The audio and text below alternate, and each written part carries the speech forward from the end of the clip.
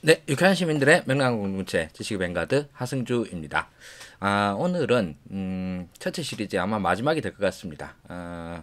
뭐 저는 재밌었습니다만 들으시는 분들은 뭐 맨날 관심도 없는 옛날 아저씨 이야기를 계속하는 거 이게 웬일이냐 싶으실 텐데 죄송합니다. 그냥 일단 개인적인 궁금함이 있고 그동안 또 드립다 몇 달 동안 처칠 이야기를 읽고 뭐 하면서 그 쌓아둔 게 아까워서 이런 식으로라도 좀 풀어내는 거 이게 저한테는 좀 필요했던 그런 작업이었던 것 같습니다. 사실 처칠을 제가 관심을 가지게 되었던 이유는 뭐 그 사람이 유명한 사람이고 뭐 어떤 일을 했고 이런 거는 다들 알죠. 뭐 영화에서도 뭐 수도 없이 나오고 이러니까요. 근데 이 사실 영화에서 잘 안 나오는 부분이 있습니다. 바로 1945년 7월의 처칠입니다. 이때에 그 영국에서 총선이 있고 처칠은 보수당이잖아요. 보수당 정권이 참패를 하고 이후 노동당이 집권을 하게 됩니다. 이 1945년 총선에서 의석수를 보면은요. 노동당이 393석을 얻고 보수당이 197석을 얻습니다. 그러니까 노동당이 거의 2배 가까이, 보수당이 2배 가까이를 얻습니다. 총 640석 의석인데 나머지는 뭐 자유당 어쩌고저쩌고 뭐 짜잘짜잘한 당이고요. 자, 이게 첫 번째로 전 이해가 안 됐어요. 지금도 영국인들에게 뭐 가장 유명한 사람, 뭐 현대인 중에서 현대 인물 중에 가장 유명한 사람 당연히 처칠이죠. 이런 사람이 있고 유명할 뿐더러 아니라 2차 세계 대전을 연합국의 승리로 이끌 수 있었던 거에 뭐 가장 중요한 인물 3명을 꼽으라. 그러면 저기 루스벨트, 스탈린, 처칠 이렇게 3명을 꼽을 겁니다. 근데 그 중에서도 가장 결정적인 역할을 했던 사람 단 한 명을 꼽으라 그러면 저는 윈스턴 처칠이라고 봅니다. 처칠의 그때의 결단이 안 했다고 그러면 그 이후의 일들은 없을 겁니다. 뭐 스탈린그라드 전투 이런 것도 없을 거고요. 뭐 루스벨트의 뭐 노르망디 상륙 이런 것도 없었을 겁니다. 그냥 거기서 세계 질서가 그냥 끝장이 났을 겁니다. 그런데 그 처칠이 가장 빛났던 시기, 처칠이 세계 역사에서 가장 활약이 빛났던 시기가 영화 다키스타워에서 있었던 1940년 5월에 며칠간입니다. 이때에 보여준 처칠의 불굴의 용기로 세계는 다시 한번 히틀러에게 저항할 수 있는 용기와 계기를 만들 수 있었죠. 그런데 1945년 7월, 그로부터 뭐 한 5년 지났네요. 2차 세계대전 45년 7월이면 전쟁이 다 끝났습니다.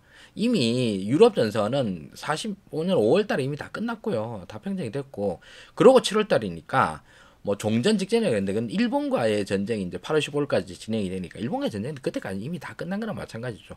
그런데 이때의 영국 총선에서 처칠이 이끌던 보수당이 노동당에게 참패를 한 것. 이건 왜 이런 거지? 이게 제 첫 번째 그리고 제일 큰 의문이기도 했었습니다. 요 얘기를 하기에 앞서서 잠깐 좀 다른 얘기를 하면 처칠은 이름은 윈스턴이고 성이 처칠이잖아요.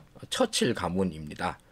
이 처칠 가문에서 제일 유명한 사람은 당연히 윈스턴 처칠이고 그 이전에 뭐 처칠 윈스턴 처칠이 한 뭐 12대 손 할아버지인가? 아무튼 옛날 할아버지 중에 하나가 말버러 공작이라고 하는 유명한 사람이 한 명 있었었고 그리고 그 다음으로는 그 처칠의 아버지 랜돌프 처칠이라고 하는 분이 계십니다. 이 랜돌프 처칠도 영국 정가의 풍운하이고 보수당의 아주 중요한 인물이면서 비운의 사나이 이렇게 일컬어집니다. 이 사람도 재무장관까지 하고요. 그랬었는데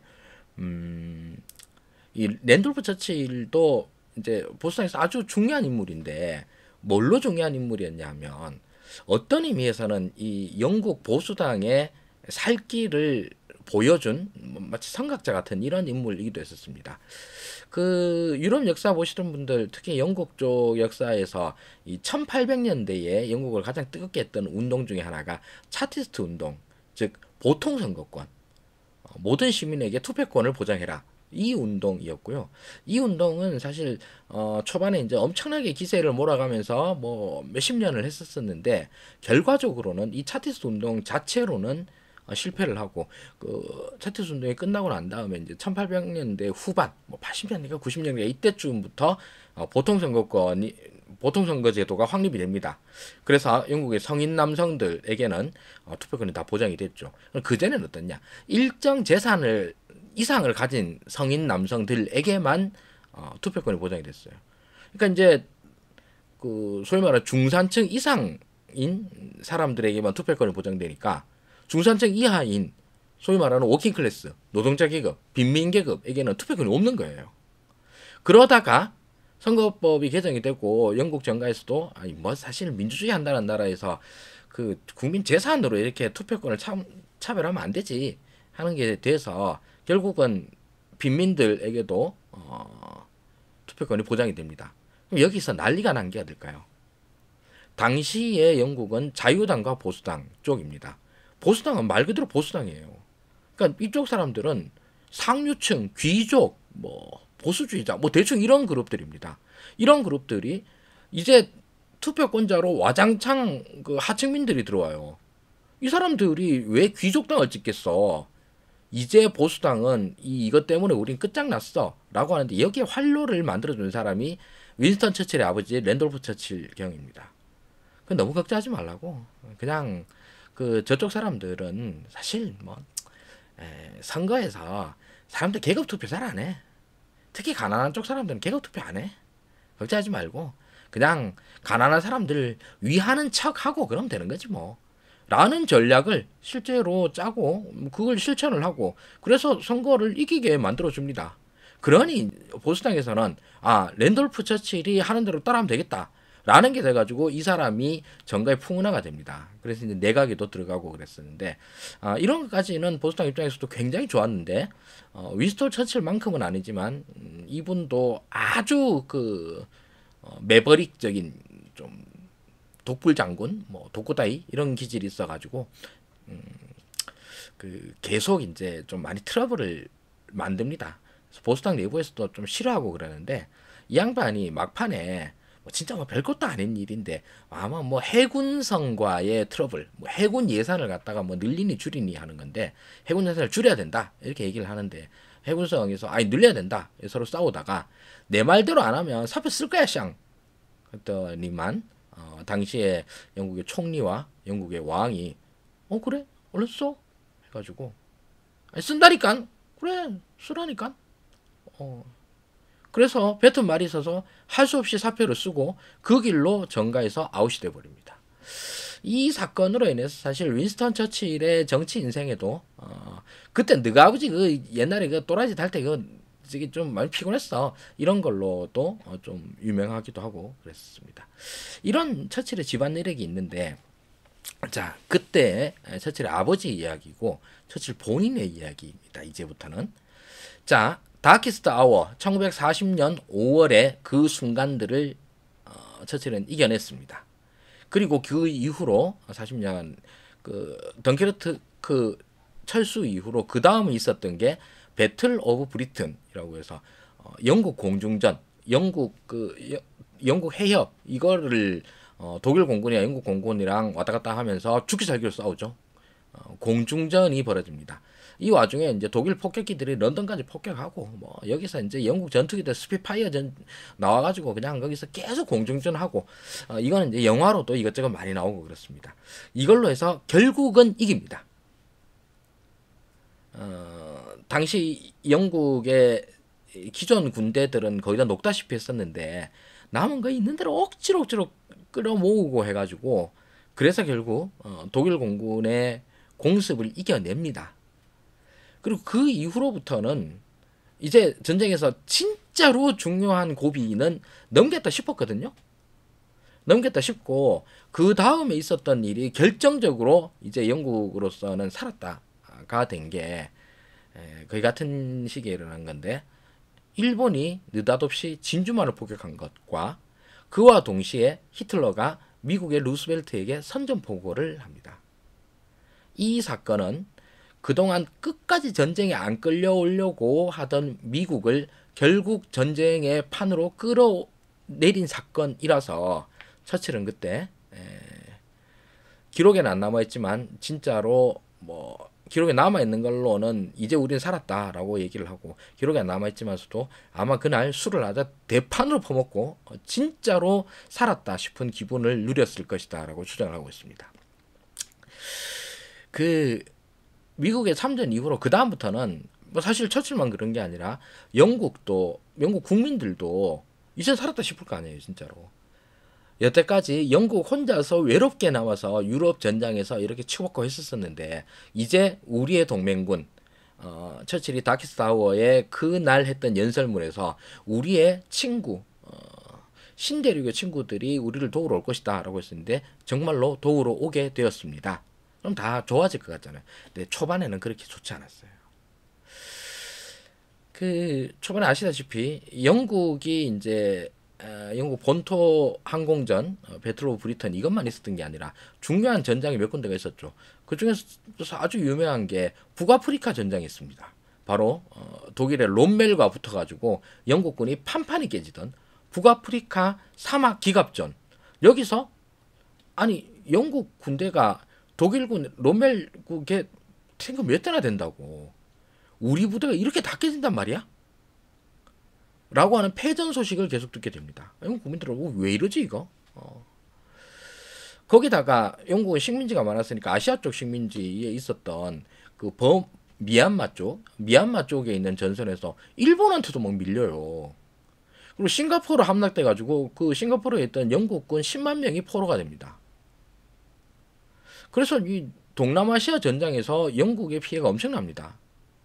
이걸 보고 난 다음에 영국 국민들이 아니 이거 전쟁 다 이길 것 같았었는데 왜 이렇게 자꾸 지지? 이런 걸로 인해서 일단 좀 마음이 안 좋죠. 마음이 안 좋은데 그 이후로 43년도부터는 이제 전쟁이 역전을 하니까 그다음부터는 뭐 계속 이김 이렇게 되고 뭐 노르망디 상륙작전 이후로는 그다음부터 승전보호만 있는 거죠. 자, 그런데 이 와중에 처칠은 어떤 생각을 했느냐?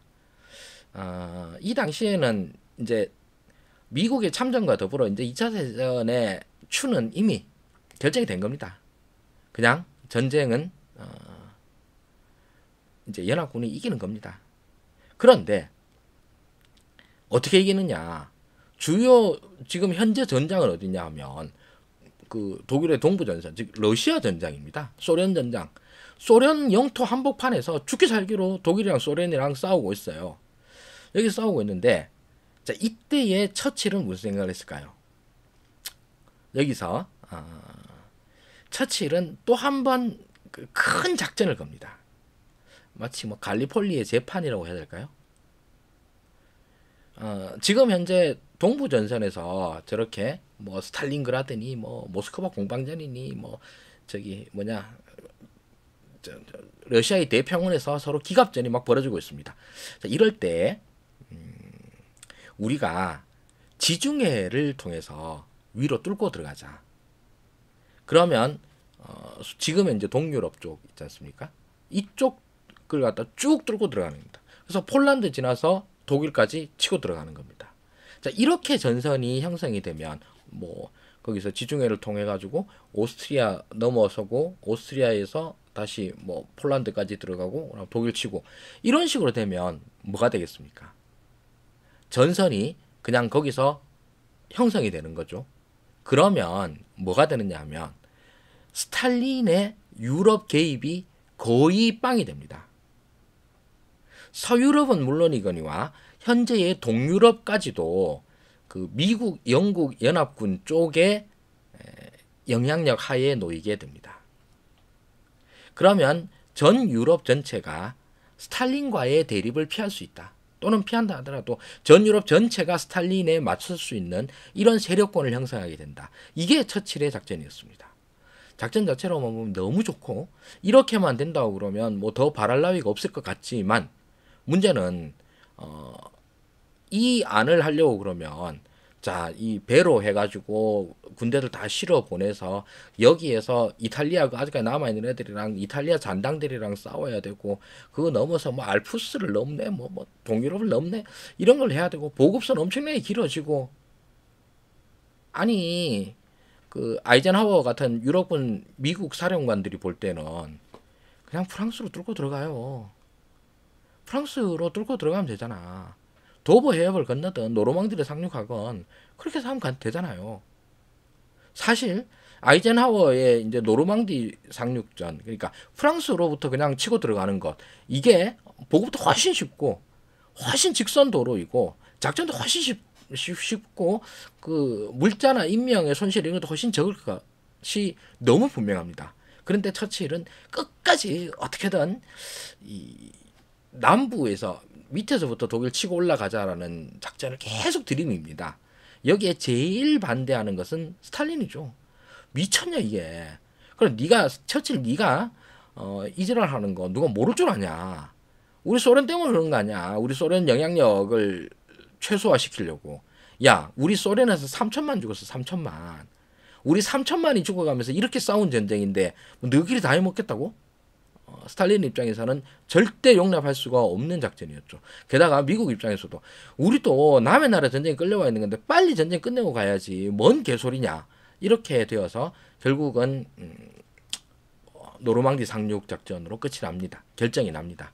근데 또 처칠 입장에서 노르망디로 해서 상륙된다라는 게 이제 돌이킬 수 없는 결정이 되고 난 다음부터는 여기에 또 완전 몰두를 해가지고 막판에는 완전 너무 신이 나가지고 내가 지금 병사들이랑 같이 노르망디 가가지고 같이 바닥으로 처먹처먹 뛰들어서 상륙전에 가겠다 이렇게 또 막판에 고집을 부려가지고 당시 영국 왕이던 조지 6세가 네가 진짜로 계속 그렇게 고집 부리면 나도 같이 네 옆에서 같이 가겠다 내 죽는 꼬라지 보고 싶은 니도 그래라 뭐 이런 식으로 협박을 해가지고 겨우겨우 뜯어말리고 하는 이런 상황이었다고 그럽니다.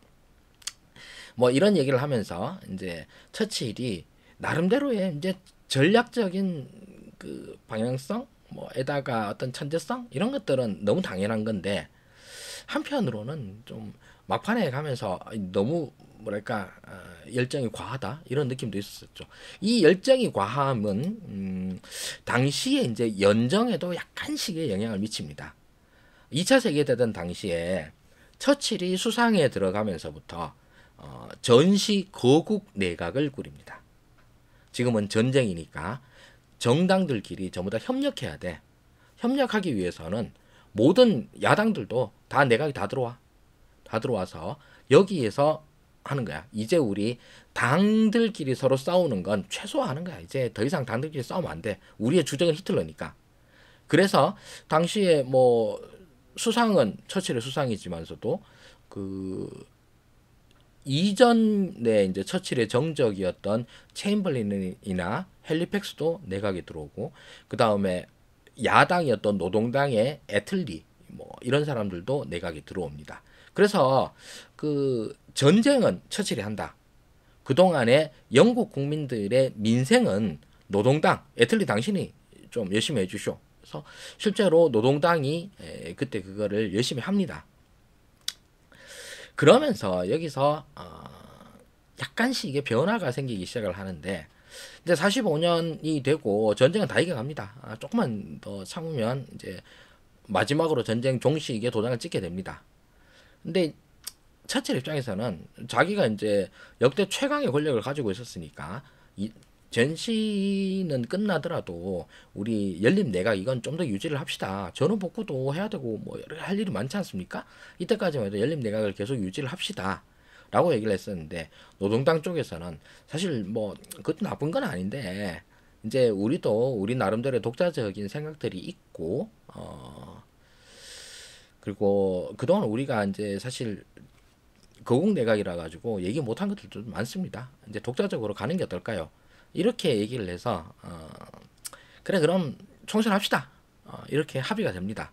그래서 45년 7월 달에 총선이 벌어지게 된 거죠. 45년 7월이니까 히틀러가 죽고 뭐 독일이 끝난 게 45년 5월이거든요. 그러니까 말 그대로 이때는 이미 종전입니다. 종전이니까 전 유럽이 다 만세 부르고 난리 났을 때예요.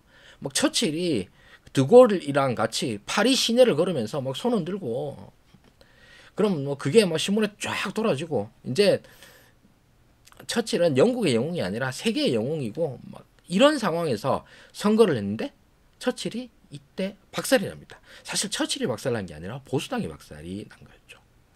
이 패배의 원인이 뭔가인데 여러 가지가 있습니다. 첫 번째로는 노동당이 그간 전시 거국 내각에서 잘했다는 점입니다. 당시에 처칠이 항전 의지를 불태우는 것 이걸 하고 노동당은 그로 인해서 지치고 뭐 죽어 나가고 하는 영국의 국내의 어떤 그 여러 가지 정책들 이런 것들을 도맡아 합니다. 도맡아 하고 그리고 노동당이 어차피 내각에 들어갔으니까 거기서 자기가 할 수 있는 것들 거국 내각 내부에서 할 수 있는 것들을 많이 내보냅니다. 그래서 이제 영국 복지제도의 기틀이 된다라고 평가받는 베버리지 보고서 이걸 노동당 쪽에서 내가지고 거국 내각 여기에서 검토를 하게 합니다. 그리고 거기에 있는 것들 중에서 전시에 또 실천할 수 있는 건 실천하고 뭐 전후의 복구 과정에서 이거 우리가 열심히 하겠다 이런 것들이 계속 이제 설득이 됩니다. 그리고 둘째로는 전시 사회주의라고 해야 될까요? 일단 전쟁이 벌어지니까 영국이 직접 전쟁이 되지는 않았지만서도 일단 뭐 폭격은 뭐 계속 떨어지기도 하고 그리고 이런저런 동원 체제 이런 것들이 생기기도 하고 그 다음에 뭐 공장 돌려야 돼, 뭐 지원병 뭐 모집해야 돼, 뭐 이런 것들이 계속 돌아가다 보니까 영국 사회처럼 굉장히 굳어진 계급 사회가 그냥 확 휘저어져 버립니다. 평생 동안 노동계급 얼굴 한 번 제대로 안 보고 살 것 같았던 귀족들의 자제들이 군대에 들어가서 진짜 평민계급이었던 병사들과 함께 뒹굴면서 전쟁을 치르기도 하고 그 다음에 뭐 맨날 뭐 런던이니 뭐 리버풀이니 이런 큰 도시의 귀족 같은 성에서만 살던 상류층 애들이 시골로 가가지고 거기서 시골 동네 애들이랑 같이 어울리면서 살기도 하고 평생 손에 찬물 한 번 안 묻히고 살던 양갓집 교수가 그 공장에 같이 들어가가지고 거기서 같이 총알 만들고 뭐 대포알 만들고 이런 노동들을 하기도 하고 이러면서 사회가 한번 확 그 융합이 됩니다.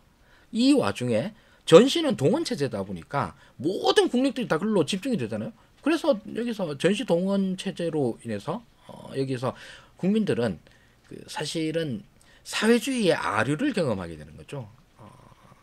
노동당은 저 사회주의자들이야 라고 하는 거였는데 이게 사회주의예요 사실 이렇게 얘기를 하니까 그래? 이런 거였어? 사실 영국이 전시에서 큰 국민적 분열 없이 통합된 상태에서 이렇게 전쟁의 그 고통들을 견뎌나가는 과정 그 과정에서 한 번 더 각성이 된 거죠. 그리고 결정적으로 노동당의 선거운동이 훌륭했습니다. 자 이제 전쟁 끝났습니다. 그럼 이제 전쟁 이후의 세계를 만들어가는 것이 필요합니다. 전쟁 이후의 영국은 누가 만든 게 좋겠습니까? 영국 국민 여러분들 한번 생각해 보세요. 처칠은 영웅이지만 저 영웅이 전후 세계의 재건도 역시 잘할 것 같습니까? 전후 세계의 재건은 노동당이 애틀리가 더 잘할 것 같지 않습니까? 이게 사실은 영국 국민들한테 확 먹혀 들어갑니다. 영국 국민들을 봐도 그럴 것 같거든요. 거기에다가 처칠이 선거운동 과정에서의 삽질도 많이 합니다. 여기에서 노동당 상대당 당수를 총선 과정에서 막 뭐 이런 공산당 같은 놈들이라 뭐 게시타포 같은 놈들이다 이런 얘기를 해가지고 뭐 항의받고 뭐 미안하다 뭐 얘기하기도 하고 이렇게 이제 실언들도 하고 그러니까 여전히 그렇게 대결적 구도만을 활용하려고 하는 레드 컴플렉스 자극하려고 하는 이런 보수당의 선거운동에 영국 국민들이 등을 돌린 거죠. 그리고 영국 국민들은 애틀리의 노동당을 선택합니다. 그리고 그 선택은 영국 총선 역사상 최고의 성공작이라고 평가받습니다. 이후 애틀리의 노동당은 전후 세계 복구를 위해서 정말 최고의 정부였고 그리고 이때 당시의 집권 기간 동안에 영국은 소위 말하는 전 세계의 모범이 되는 복지제도를 다 마련을 하고 지금까지도 전 세계 보건의료 정책의 최고의 레퍼런스이자 지금까지 영국 국민들에게 최고의 자랑으로 남아있는 소위 말하는 NHS 내셔널 헬스케어 시스템, 이거를 정착을 시킵니다. 즉 전국민 의료 보장 제도를 이때에 이제 정착을 시킵니다. 그리고 이후로 영국은 뭐 계속 이제 전후 복구 과정에서도 하고, 그 이후로도 이제 지금도 선진국으로 남았잖아요. 그런데 성공을 한 겁니다. 처칠은 그 이후로 절치부심하다가 6년 후인 1951년도에 다시 총선에서 이김과 동시에 수상을 합니다만, 그때의 수상은 이미 너무 늙고 노쇠한 처칠이었기 때문에 뭐랄까 좀 예우 차원이라고 그래야 될까요? 뭐 그런 정도 수준이었던 걸로 보입니다. 저는 이제 이 이후에 이제 1945년 총선을 뭐 처음에는 궁금해서 찾아봤는데 나중에 보면 볼수록 그런 생각이 들더라고요. 야당이 할 일은 뭐냐? 그러니까 야당이 하는 일은 국민들한테 선택을 받는 것입니다. 그 선택을 받는 것은 주어진 기회에서 자기가 할 일을 잘 하는 것입니다. 지금 이제 이런 얘기를 들으면 역시 협치가 중요해 라든지, 노동당의 예를 들어서 민생이 중요해, 뭐 이런 결론을 뭐 내릴 수도 있습니다. 근데 저는 사실 정치 평론을 할 때에도 제일 싫어하는 단어 딱 두 개가 바로 협치와 민생이었습니다. 협치를 할 만한 놈들이랑 하는 거고, 민생도 뭐 말이 되는 민생이라야 민생인 거죠. 늘 그런 말로 정작 해야 될 일을 도피하는 경우들이 뭐 대부분이라고 봅니다. 특히나 한국 정치에서는. 민생 거린다라는 표현을 하는데, 민생 거리는 것만큼 최악이 없습니다. 노동당은 민생을 챙겨서 집권을 한 게 아니라 할 일을 했기 때문에 집권을 한 것입니다. 지금 현재에도 뭐 제가 지지하는 정당은 야당입니다. 야당은 뭐 소위 말하는 뭐 너 싸우지 말고 협치하면서 민생을 챙겨라, 이런 하나마나한 소리의 유혹에 넘어갈 때가 많습니다. 그러나 1945년도에 영국 노동당은 전 세계에서 가장 위대한 전쟁 영웅을 상대로도 치열하게 선거 운동을 했고, 그리고 자기가 가진 무기를 활용해서 보수당을 고꾸라뜨리기 위해서 최선을 다했습니다. 지금도 그렇습니다. 소위 민생 거리는 사람들에게 제가 하고 싶은 말은, 주가 조작 범죄를 수사하는 것은 민생이냐 아니냐라고 묻고 싶고요. 법무부 장관의 아들인지 딸인지가 미국 그 대학교 입학한다고 해가지고 5만 논문 뺏겨서 내고 해서 걸린 거, 이거는 민생이냐 아니냐라고 물어봅시다. 지금 현재 최고 권력자로 등극해 있는 현 정부의 각종 비리 사건들을 제대로 공격하는 것이야말로 민생일 것입니다. 그리고 그것들을 설득해내는 것, 너가 봐도 이건 심하지 않냐 라고 설득해내는 것이 바로 협치의 시작일 겁니다. 뭐 그러면 협치가 좋다고 그러면은, 또 이거 웬만하면 안 하려고 했던 정치 이야기가 돼버렸었는데, 어쨌든 1945년 7월 있었던 총선에서는 전쟁 영웅인 처칠이 선거에서 영국 국민들에게 고꾸라진 날입니다. 그리고 영국 국민들은 자신들이 말 그대로 최선의 선택을 2번 연속으로 한 것을 깨닫게 되었습니다. 첫 번째로는 처칠을 수상으로 올린 거죠. 물론 뭐 영국 국민들이 직접 올린 건 아닙니다만은, 두 번째로는 보수당이 아닌 노동당을 선택해서 이후에 전후 복구를 하자라고 결단한 것, 이것이었습니다. 우리는 뭐 코로나와의 전쟁에서 전 세계 최고의 영웅을 이렇게 선거에서 지게 만들었습니다. 그리고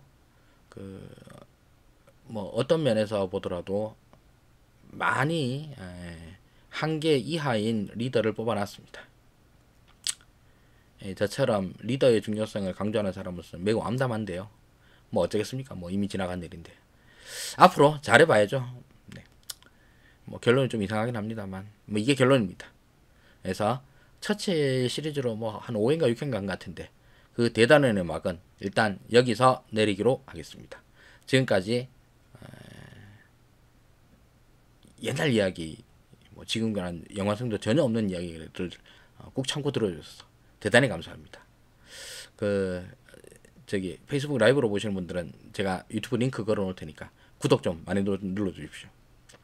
그래도 꾸준히 구독자가 늘고 있는 걸 보면서 무한히 지금 감명받고 있는 중입니다. 지금까지 시장에서 대단히 고맙습니다. 지식의 뱅가드 하승재였습니다.